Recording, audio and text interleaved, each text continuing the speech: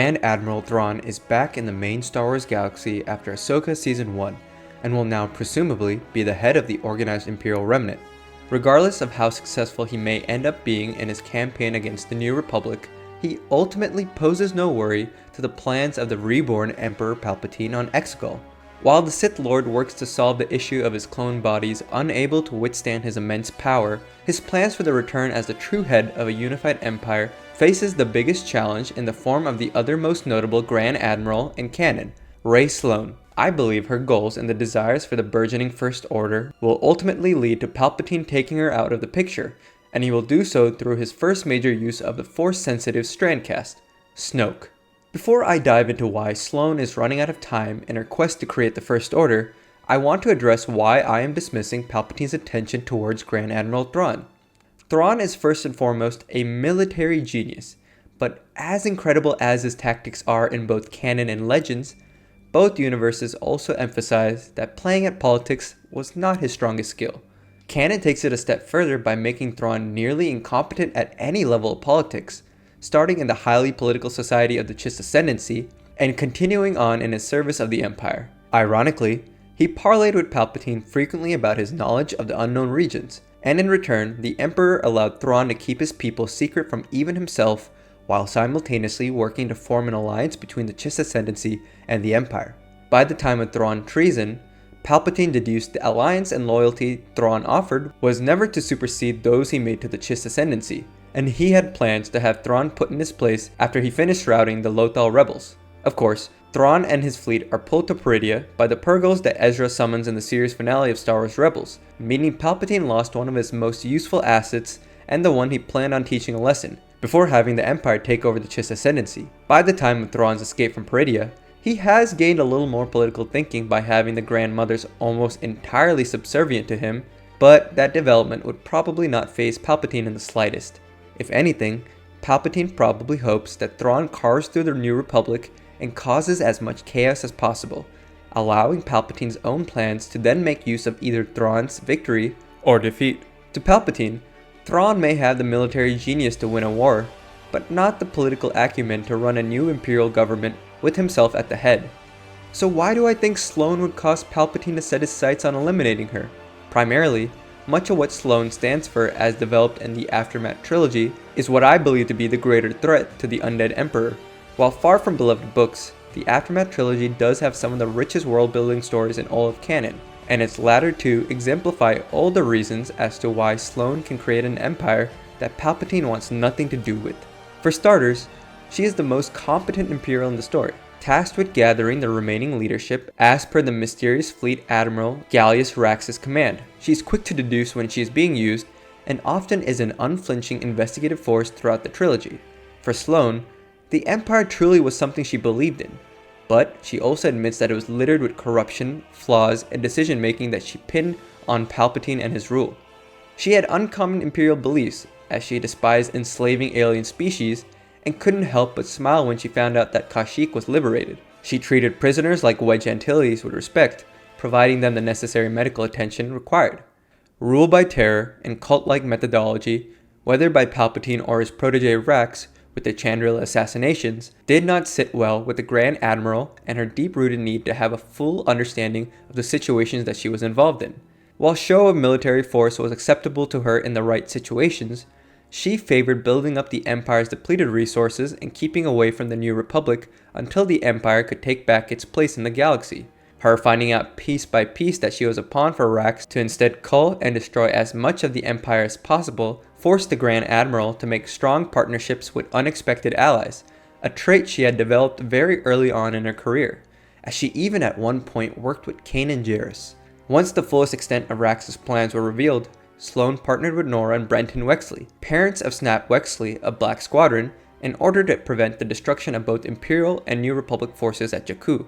With her diverse skill set and partnerships, she managed to kill Rax and take over the Emperor's contingency, and endeavored to take that plan and reshape the Empire into a purer and more benevolent form. Sloane helped shape the First Order from the unknown region's Imperial remnant that she led, but at some point Snoke became the mysterious supreme leader of the military junta.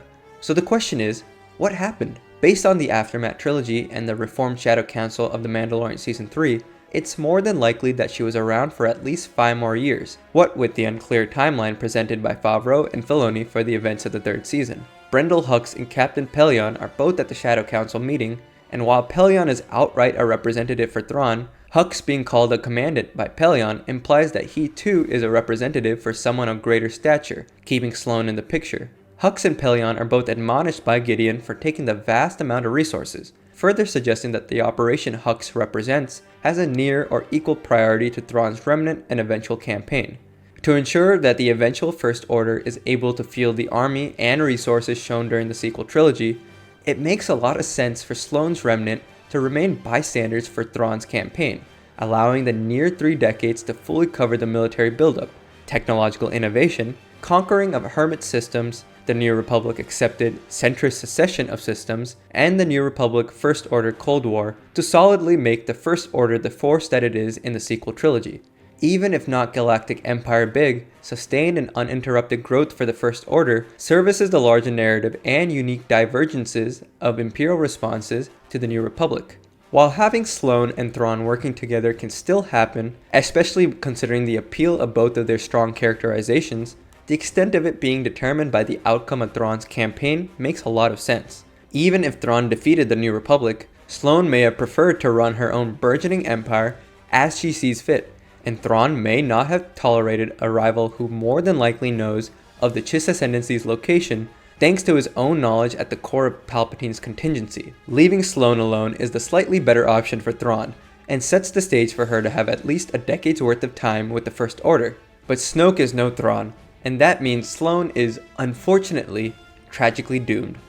From what we know, Snoke was a Force-sensitive strandcast created at earliest around 12 years before the Battle of Yavin, and he was rejected by Palpatine as a worthy vessel for his spirit to inhabit. Although the cast decides Snoke thinks of himself as a being of free will, we know that Palpatine still used him to control and manipulate his own plans for the contingency and Ben Solo respectively. Before he became Supreme Leader, Snoke was described as a Force adept with numerous storehouses of arcane knowledge and items spread throughout the unknown regions. That knowledge may have been planted in his mind by Palpatine to find and further develop, as Snoke and his attendants have been also described to have helped guide Imperials to Sloane's remnant. This is a pretty notable tidbit, because even if Snoke isn't part of the First Order leadership right away, successfully directing Imperials to Sloane and making the unknown regions a more navigatable and hospitable area could mean that he patiently gained influence in the remnant, built up a cult of personality around himself, while also secretly developing his strength in the Force. While Sloane may manage the innermost workings of the First Order in secret, Snoke's mysterious reputation as the guiding hand and architect of Imperial resurrection could have easily brought him to a direct confrontation with Sloane. Having already dealt with the similarly cultish and mysterious Gallius Rax, Sloane may initially try to handle Snoke the same way, which I think will lead to her eventual death by his hand. A naturally suspicious person, Sloane seeing Snoke being able to bring Imperials through nearly any point of the unknown regions and gaining increased favor rapidly has to have raised questions for her. An investigation or two later, Sloane could discover the storehouses of Force artifacts and other crazy finds, further raising her alarm. Faced with the realization that she's facing a dark side Force adept, Sloane would then realize that the First Order that she dreamed of could be usurped by the next Palpatine. Perhaps she has time and plays it cool, or maybe Sidious immediately starts to manipulate Snoke's vanity and anger to set a trap for her. But regardless, Sloane is doomed. It's known that Snoke unleashed a campaign of swaying, sidelining, co-opting, and outright killing much of the First Order leadership at some point, which makes Sloane more than likely to have been personally killed by Snoke, who then arms up the First Order and eradicates any potential stability and benevolence Sloane may have achieved. And at the end of it all, Palpatine can let Snoke believe that he did it all by himself. Sloane fulfilling even a modicum of her ideals and growing a stable government with the First Order ensures that Palpatine's anger will be directed towards her by the way of Snoke, allowing him to scheme more appealing personal interests, such as training and corrupting Ben Solo. Snoke does shift the First Order's focus to rearmament and hostile takeover of several systems of the New Republic, but all he's ultimately doing is making things better suited for Palpatine's eventual plans with the Sith Eternal and the Final Order. Snoke was always a puppet for him to use as needed, avoiding all the issues of an apprentice like Darth Vader. But Sloane could have permanently ruined his plans in a way not many Force users could. All we can hope for is that Lucasfilm and the storytelling to come will circle back to Sloane and Snoke, After all, setting up the biggest pieces of the First Order then frees up Snoke to then come in direct conflict with Luke Skywalker, which is another story a lot of us are clamoring to see. Hey guys, Sanak here.